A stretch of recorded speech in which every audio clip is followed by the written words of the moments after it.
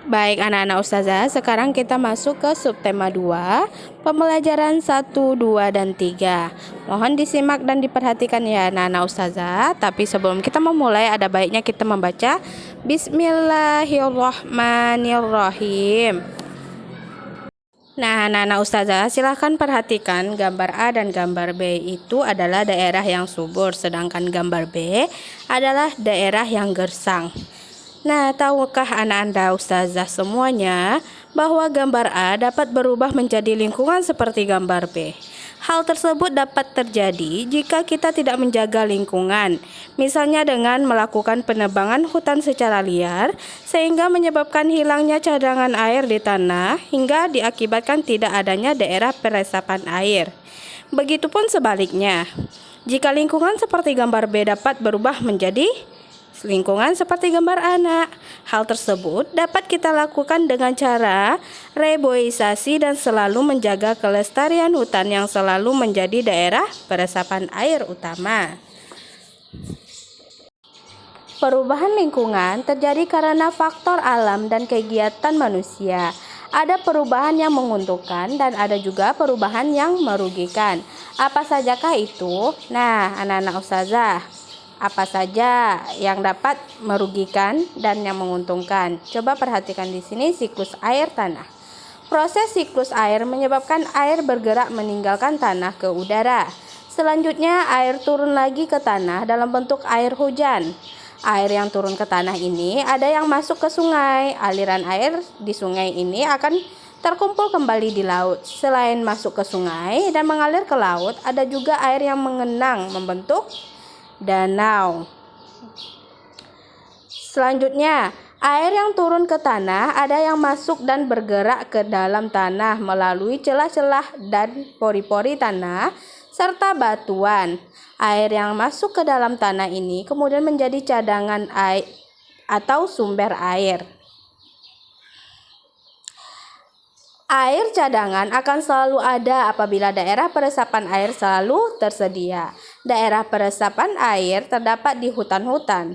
Tumbuhan hutan mampu memperkukuh struktur tanah.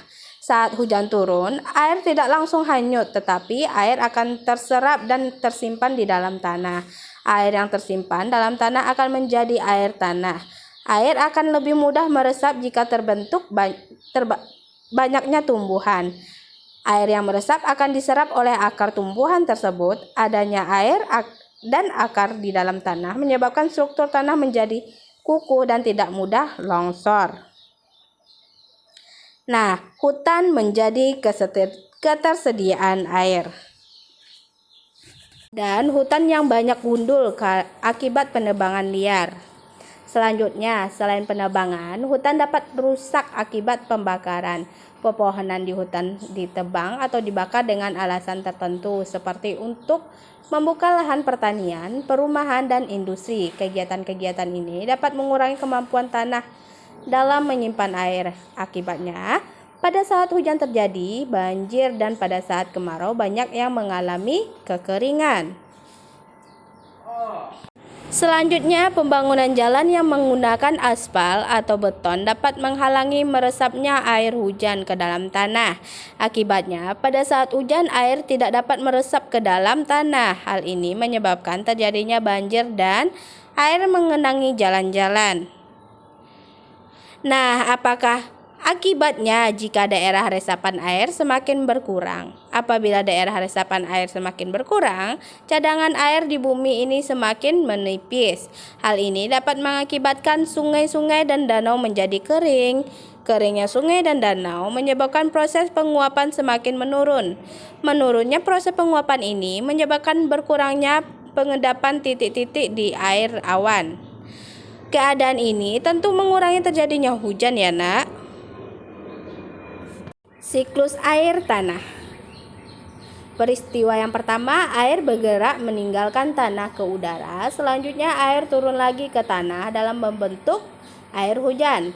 Yang kedua, air cadangan akan selalu ada apabila daerah peresapan air selalu tersedia. Selanjutnya yang ketiga, keberadaan hutan sangat penting karena hutan sangat berperan dalam menyimpan air.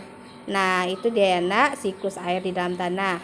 Di sini tulislah proses terjadinya air tanah, tulislah faktor yang mempengaruhi berkurangnya kesediaan air tanah, dan tulislah kegiatan yang dapat melakukan untuk menjamin kesediaan air di tanah.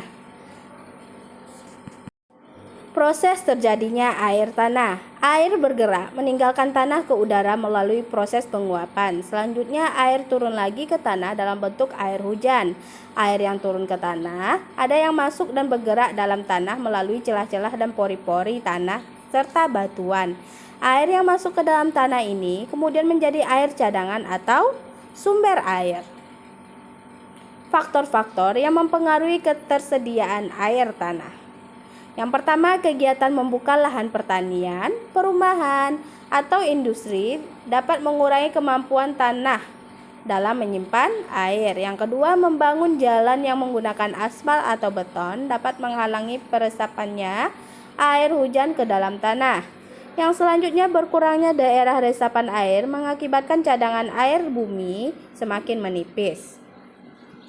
Dan selanjutnya kegiatan yang dapat kita lakukan untuk menjamin ketersediaannya air bersih. Yang pertama yang kita lakukan ya nak, yang pertama menghemat atau bijaksana dalam menggunakan air. Yang kedua membuat lubang resapan. Lubang resapan berguna untuk menampung air hujan supaya terserap ke dalam tanah. Selanjutnya menanam pohon supaya akar pohon dapat menahan air di dalam tanah dan mengurangi sampah. Oke anak-anak ustazah, selanjutnya kita masuk ke pembelajaran 2 ya nak. Perubahan lingkungan juga mempengaruhi budaya, termasuk tarian. Tarian daerah berkembang mengikuti perubahan. Namun perkembangan itu juga masih mengikuti aturan dasar tari, termasuk pola lantai. Nah, apa yang dimaksud dengan pola lantai? Sebelumnya ustazah juga sudah menjelaskan ya nak, apa itu pola lantai. Pola lantai gerak tari. Pada saat menari, penari kadang bergerak ke kiri, ke kanan, maju, mundur, atau bergerak membentuk lingkaran. Jika digambarkan, seolah-olah ada satu garis imajiner yang dilalui penari melalui menyajikan satu persatu tarian. Garis imajiner juga dapat digambarkan dengan melihat formasi para penari dalam melakukan pergerakan tarian. Para penari dapat membentuk formasi garis lurus, lengkung, segitiga, atau lingkaran. Bentuk formasi garis dapat berubah-ubah selama penarinya menampilkan sebuah tarian. Nah, garis imajiner yang dilalui oleh penari saat melakukan gerak tari tersebut disebut dengan pola lantai.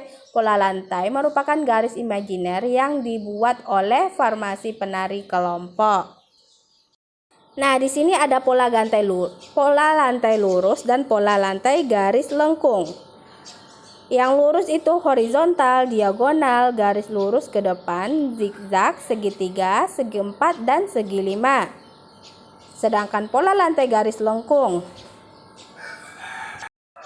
lingkaran, angka 8, garis lengkung ke depan, dan garis lengkung ke belakang. Nah, itu perbedaan pola lantai garis lurus dan pola lantai garis lengkung ya nak. Selanjutnya bentuk pola lantai dari gerak yang dilalui penari. Penari bergerak melalui garis lurus ke depan, itu bentuknya ya nak. Selanjutnya gambar kedua, penari bergerak melalui garis diagonal. Dan yang ketiga, penari bergerak melalui garis horizontal. Selanjutnya, penari bergerak melalui garis diagonal. Nah, itu contohnya. Selanjutnya, penari bergerak melalui garis lurus ke depan. Dan penari bergerak melalui garis lingkaran. Nah, baik anak-anak ustazah, sekarang bentuk pola lantai yang dibuat formasi penari. Gambar pertama ada A, B, C, D, E, formasi penari berbentuk pola lantai diagonal. Di sini ada gambar yang kedua, formasi penari bentuk pola lantai segi 5. Dan lurus itu aja. Yang ketiga, formasi membentuk pola lantai garis lurus ke depan. Selanjutnya, formasi penari berbentuk pola lantai zigzag. Nah, itu dia nak, dan berbentuk pola lantai lingkaran. Dan yang terakhir bentuk pola lantai diagonal penari dan arah berhadapan. Perhatikan gambar berikut ini ya anak-anak ustazah. Ini contoh dari tari legong dan tari saman. Kalau tari legong itu dia bentuknya ya nak.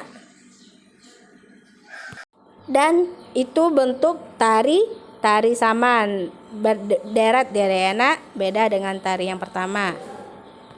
Nah, selanjutnya siklus air dan bencana kekeringan. Peristiwa siklus air merupakan peristiwa sehari-hari yang sering tidak disadari oleh manusia. Siklus air menghasilkan air bersih yang berguna untuk kehidupan manusia. Manusia memerlukan air bersih antara lain untuk keperluan rumah tangga, keperluan industri, dan juga pertanian. Siklus air menghasilkan air bersih. Pada saat proses penguapan, kotoran pada air tidak ikut menguap. Uap air yang menguap adalah uap yang bersih. Pada saat turun hujan, air yang dihasilkan pun adalah air bersih dan digunakan untuk berbagai keperluan. Nah, air hujan yang jatuh sebagian akan diserap oleh tanah lalu menjadi air tanah. Air tanah adalah air yang mengalir dari bawah, di bawah permukaan tanah. Air ini biasanya lebih jernih dan bersih karena sudah tersaring oleh lapisan tanah, akar tumbuhan.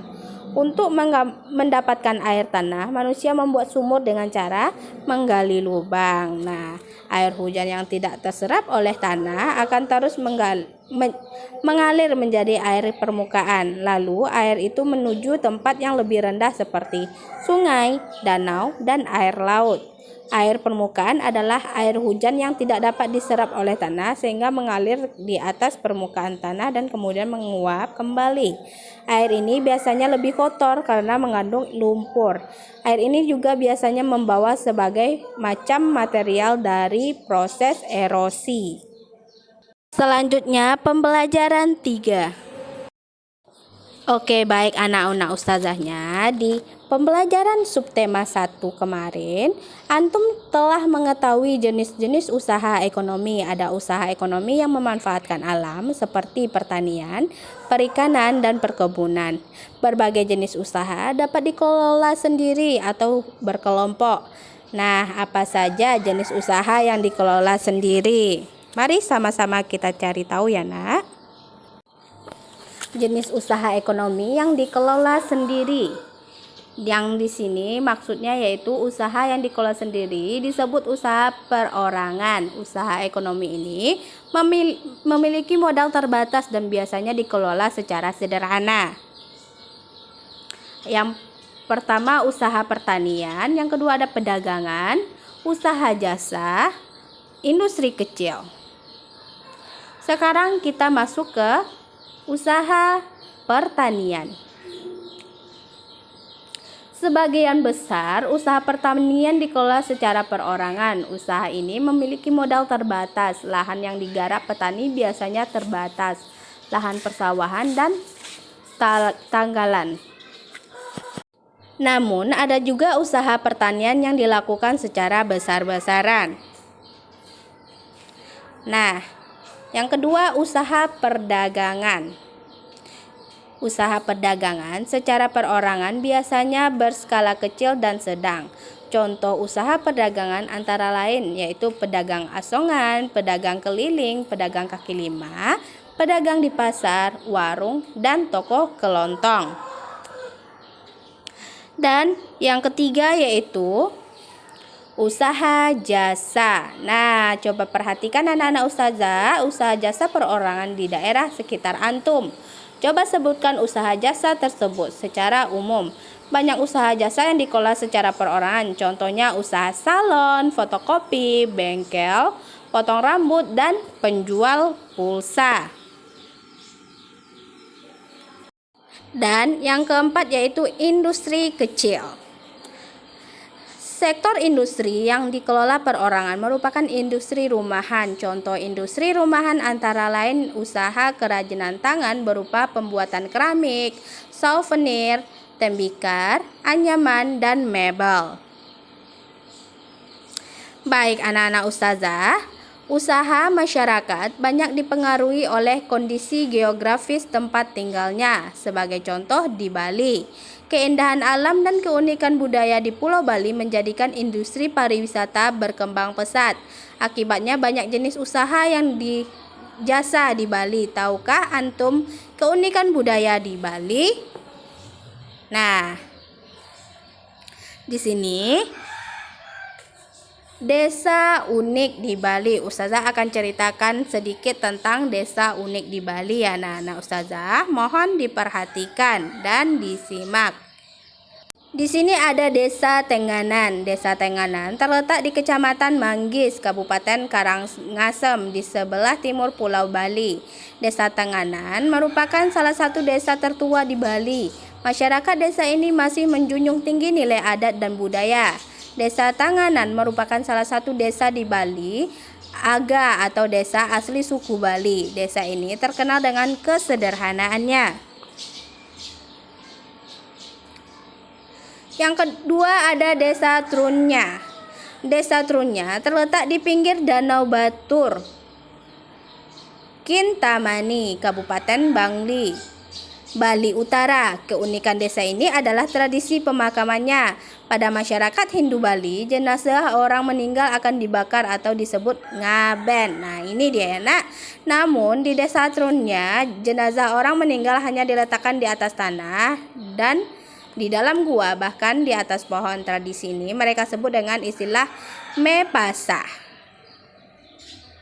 Selanjutnya Desa Penglipuran. Desa Penglipuran terletak di Kabupaten Bangli, lebih kurang 45 km dari kota Denpasar. Desa ini memiliki struktur bangunan yang teratur dan rapi. Masyarakat Desa Penglipuran tidak pernah melepaskan adat dan budaya yang rukun turun-temurun. Oleh karena itu, masyarakat Desa Penglipuran yang banyak melakukan acara adat seperti pemasangan dan penurunan odalan serta perayangan galungan. Baik anak-anak ustazah, yang selanjutnya kita akan mempelajari tentang keunikan desa di Bali, Desa Tenganan. Desa Tenganan tadi merupakan salah satu desa tertua ya Nak di Bali. Desa Tenganan merupakan salah satu desa Bali Aga. Desa terkenal dengan kesederhanaannya. Yang kedua yaitu desa apa Nak? Trunyan.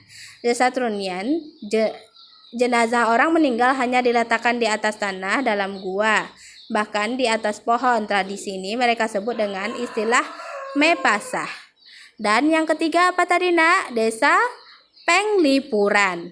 Desa Penglipuran memiliki struktur bangunan yang teratur dan rapi. Masyarakat Desa Penglipuran banyak melakukan secara adat seperti pemasangan adat dan penurunan odalan serta perayaan galungan dan hari besar lainnya.